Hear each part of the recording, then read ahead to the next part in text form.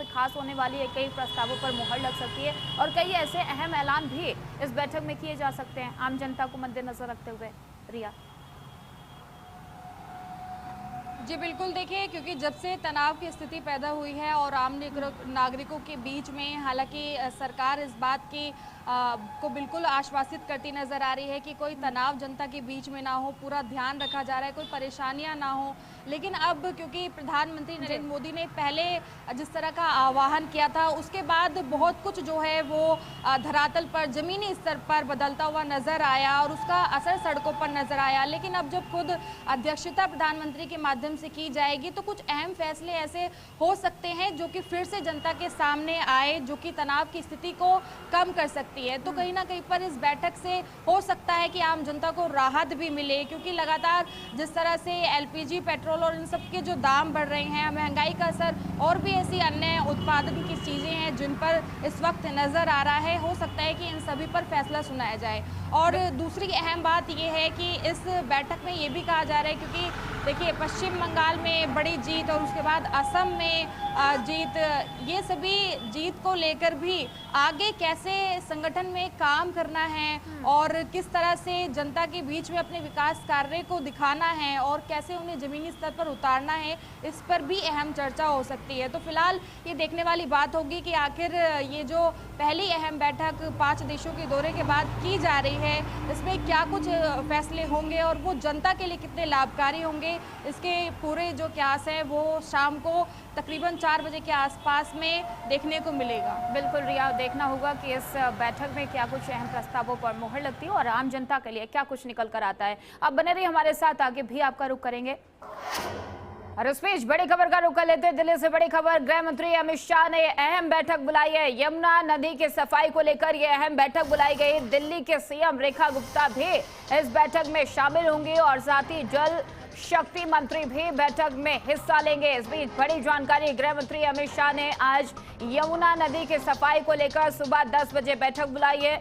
दिल्ली के मुख्यमंत्री रेखा गुप्ता, शहरी विकास मंत्री मनोहर लाल और जल शक्ति मंत्री सीआर पाटिल समेत इन विभागों के सचिव भी इस बैठक में मौजूद रहेंगे। तो इस बीच बड़ी जानकारी आपके साथ साझा करें। ये बैठक कई मायनों में अहम और खास हो जाती है, क्योंकि दिल्ली की अगर बात करें, खासकर यमुना को लेकर बात करें, तो लगातार विवादों में रही है ये यमुना और अलग अलग आरोप लगाते रहे हैं। लेकिन ऐसे में जब से बीजेपी की सरकार आई, उसके बाद से विपक्ष लगातार सवाल खड़े कर रहा है कि यमुना की सफाई कहां तक पहुंची है और कितनी सफाई हो गई है। ऐसे में आज की बैठक और भी खास हो जाती है, क्योंकि यमुना की सफाई को लेकर खुद गृह मंत्री अमित शाह ने आज ये बैठक बुलाई है, जिसमें दिल्ली के सीएम रेखा गुप्ता भी इस बैठक में शामिल होंगी। साथ ही जल शक्ति मंत्री सीआर पाटिल भी इस बैठक में मौजूद रहेंगे। तो देखना ये होगा कि इस बैठक में क्या कुछ फैसले लिए जाते हैं और कितना अहम होगी ये बैठक। इस बीच बड़ी जानकारी आपके साथ साझा करें, क्योंकि यमुना की सफाई को लेकर लगातार सवाल खड़े होते रहे और ऐसे में आज ये बैठक और भी अहम हो जाती है। और इस खबर पर लगातार हमारे साथ रिया राय, हमारी संवाददाता, लाइव जुड़ी हुई है। रिया, यमुना नदी की बात करें तो लगातार ये विवादों में रही है। जब आम आदमी पार्टी की सरकार थी तो बीजेपी सवाल उठा रही थी और बीजेपी की सरकार है तो आम आदमी लगातार पूछ रही है कि कहां तक पहुंची सफाई। ऐसे में आज ये बैठक कितनी खास हो जाती है? आपको लगता है कि इस बैठक में तमाम फैसले लिए जा सकते हैं, खासकर यमुना नदी की सफाई को लेकर? रिया जी बिल्कुल, देखिए अगर राजधानी दिल्ली की बात करें तो दिल्ली में दिल्ली की लाइफलाइन मानी जाती है यमुना, और यमुना काफ़ी विवादों में रही है। चाहे भारतीय जनता पार्टी की अभी सरकार है या फिर इससे पहले जिस तरह से दिल्ली की नींव को आम आदमी पार्टी के माध्यम से संभाला जा रहा था, यानी कि लगातार विवादों में जो यमुना है वो बनी हुई है। और सबसे बड़ी बात ये भी है क्योंकि दिल्ली में जो सरकार है उस पर बनने का सबसे बड़ा असर जो है वो यमुना का ही है, क्योंकि यमुना को साफ करने का और दिल्ली में जो जल संकट है उसको कम करने का एक बहुत बड़ा जो विषय है वो हमेशा से जनता के बीच में रहा है और जनता ने विश्वास करके ही जो सरकार है उसको लाया, क्योंकि यमुना की पहल से ही, यानी कि यमुना की शुरुआत से, यमुना की आरती से ही आपने देखा होगा कि दिल्ली की जो मुख्यमंत्री हैं उन्होंने अपनी राजनीति की शुरुआत मुख्यमंत्री के तौर पर की थी। और आज ये अहम इसलिए है क्योंकि आज बैठक है और तकरीबन 10 बजे के आसपास में गृह मंत्री अमित शाह की अध्यक्षता में ये होगी, जिसमें खुद सीएम रेखा गुप्ता भी मौजूद होंगी और उसी के साथ साथ में जो सीआर पाटिल हैं वो भी उसके अंदर मौजूद रहेंगे। फैसलों की अगर बात करें तो देखिए, जब से भारतीय जनता पार्टी ने इस पर जोर दिया है यमुना की सफाई को लेकर, तो ऐसे बहुत से विषय सामने आए हैं जिसमें लगातार यमुना को साफ करने की बात की गई है। यमुना का अभी कुछ ऐसा हिस्सा भी है जिस पर आपने ये भी देखा होगा कि क्रूज चलाने की बात की गई थी, उसे एकदम गोवा के तर्ज की तरह बनाने की बात की गई थी और उसी के साथ साथ में वहाँ पर मौजूद जो तमाम अधिकारी हैं वो उसका लगातार निरीक्षण करते रहते हैं। खुद दिल्ली की सीएम रेखा गुप्ता जो हैं वो हमेशा से निरीक्षण करने के लिए वहाँ पर पहुँचती हैं और उसी के साथ साथ में कई ऐसे अहम फैसले हैं जो यमुना की सफाई को लेकर लगातार किए जाते हैं। लेकिन अब क्योंकि खुद गृह मंत्री अमित शाह इसका एक तरह से बैठक में फैसला लेने वाले हैं, तो कुछ बड़ा जो है वो सामने आ सकता है, जिसमें कि यमुना के बजट की बात करें या फिर हो सकता है कि और भी जो संग्रहात्मक तरीके से योजना बनाई जा रही है। और यमुना की जब बात करते हैं तो चुनाव में खासकर एक अहम मुद्दा रही यमुना नदी और यमुना नदी की सफाई को लेकर। ऐसे में लगभग 1 साल से ज्यादा सरकार बनी होगी बीजेपी की, उसके बाद भी जो चीजें होनी चाहिए, जो धरातल पर काम होना चाहिए, वो होता हुआ नजर नहीं आया है। और इसीलिए विपक्ष में बैठी आम आदमी की सरकार लगातार सवाल खड़े कर रही थी कि आप इसी से जीते हैं तो आपने कितना काम कर दिया, कितनी सफाई कर दी। ऐसे में ये माना जाए रिया कि ये अहम बैठक जो हो रही है, खुद गृह मंत्री अमित शाह ने ये बैठक बुलाई है, कोई बड़ा फैसला लिया जा सकता है ताकि जल्द से जल्द यमुना की सफाई हो, धरातल पर काम दिखे?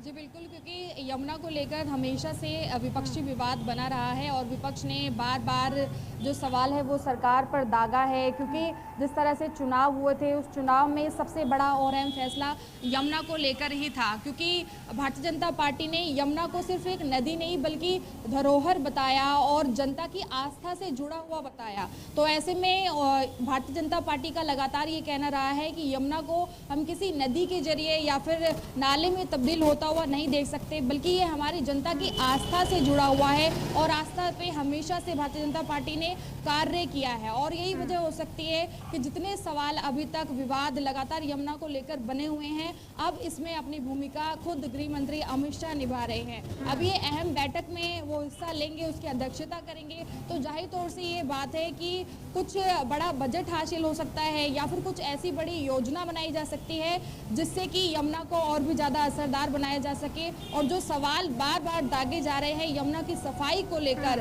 उन सवालों से कहीं ना कहीं पर निराधार हो सके या फिर उनका जवाब ठीक तरीके से पेश किया जा सके, क्योंकि भारतीय जनता पार्टी का मिशन रहा है कि यमुना की सफाई जो है वो ठीक हो और उसके साथ साथ में यमुना सिर्फ नदी नाले के रूप में तब्दील ना हो, बल्कि जिस तरह से यमुना को धरोहर माना गया है, भारत की पहचान माना जाता है तमाम नदियों को, वो तस्वीरें आम जनता के सामने आए। तो बिल्कुल रिया, देखना अब ये होगा कि इस बैठक में क्या कुछ अहम फैसले लिए जाते हैं। बिल्कुल रिया, देखना ये होगा कि इस बैठक में क्या कुछ अहम फैसले लिए जाते हैं और कितनी खास रहने वाली है बैठक। बहुत बहुत धन्यवाद रिया तमाम सारी जानकारी देने के लिए।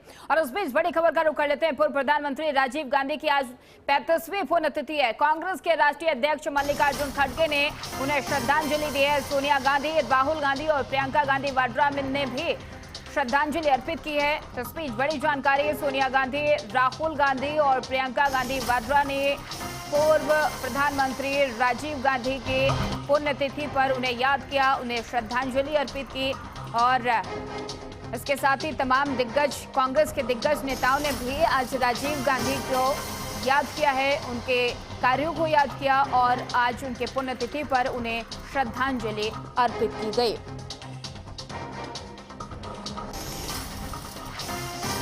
पूर्व प्रधानमंत्री राजीव गांधी की आज 35वीं पुण्यतिथि है और ऐसे में कांग्रेस के दिग्गज नेता लगातार आज उनको याद कर उन्हें श्रद्धांजलि अर्पित कर रहे हैं। सोनिया गांधी, राहुल गांधी और प्रियंका गांधी वाड्रा सहित कांग्रेस के अध्यक्ष मल्लिकार्जुन खड़गे ने भी आज राजीव गांधी को याद कर, उनके कामों को याद कर आज उन्हें श्रद्धांजलि अर्पित की है।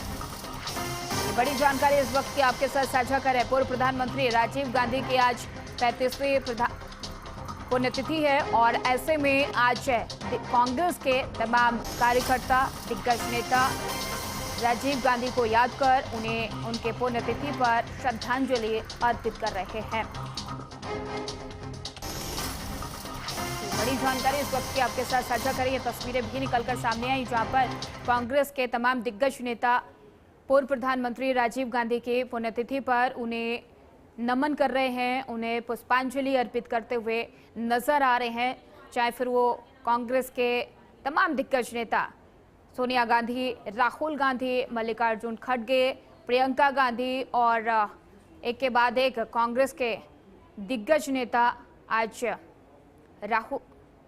राजीव गांधी को याद कर रहे हैं। उनके कामों को याद किया जा रहा है, उन्हें नमन किया जा रहा है क्योंकि आज उनकी 35वीं पुण्यतिथि है। आज का दिन बेहद अहम है कांग्रेस के लिए और 35 साल हो गए 35वीं पुण्यतिथि मनाई जा रही है पूर्व प्रधानमंत्री राजीव गांधी की। और उस बीच बड़ी खबर तमिलनाडु से सामने आ रही है। विजय कैबिनेट का आज विस्तार हो सकता है। 59 साल बाद तमिलनाडु सरकार में कांग्रेस शामिल होगी। कांग्रेस के 2 विधायक मंत्री पद की भी शपथ लेंगे। राजेश कुमार और पी विश्वनाथन मंत्री बनेंगे। तो इस बीच बड़ी जानकारी आपके साथ साझा करें। चेन्नई में सुबह 10 बजे शपथ ग्रहण समारोह होगा। तमिलनाडु में विजय कैबिनेट का विस्तार होगा। आज का दिन बेहद खास है तमिलनाडु के लिए और ऐसे में कांग्रेस में मुख्यमंत्री सी जोसेफ विजय के नेतृत्व वाली तमिलनाडु सरकार में शामिल होने जा रही है और इसके साथ ही 59 सालों में पहली बार कांग्रेस दक्षिणी राज्य में किसी गठबंधन सरकार का हिस्सा बनेगी। मंत्रियों का शपथ ग्रहण समारोह चेन्नई में आज सुबह 10 बजे लोक भवन स्थित भरथियार मंडपम में होगा। कांग्रेस अध्यक्ष मल्लिकार्जुन खड़गे ने भी टीवी के सरकार में विधायक राजेश कुमार और पी विश्वनाथन को मंत्री बनाए जाने को मंजूरी दे दी है। अखिल भारतीय कांग्रेस कमेटी यानी कि AICC के महासचिव KC वेणुगोपाल ने बुधवार को सोशल मीडिया पर इसकी जानकारी दी। दोनों नेता आज गुरुवार को मंत्री पद की शपथ लेंगे और इस संबंध में कांग्रेस नेता KC वेणुगोपाल ने कहा कि यह हमारे लिए ऐतिहासिक अवसर है क्योंकि 59 साल के लंबे अंतराल के बाद कांग्रेस तमिलनाडु कैबिनेट में शामिल हो रही है।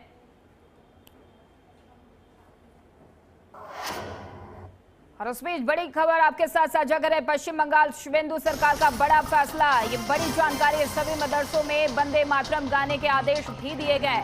मदरसों में भी वंदे मातरम गाना अब अनिवार्य होगा। पश्चिम बंगाल की बीजेपी सरकार ने बड़ा फैसला लिया है। अब बंगाल के सभी मदरसों में क्लास शुरू होने से पहले प्रार्थना के दौरान वंदे मातरम गाना अनिवार्य होगा।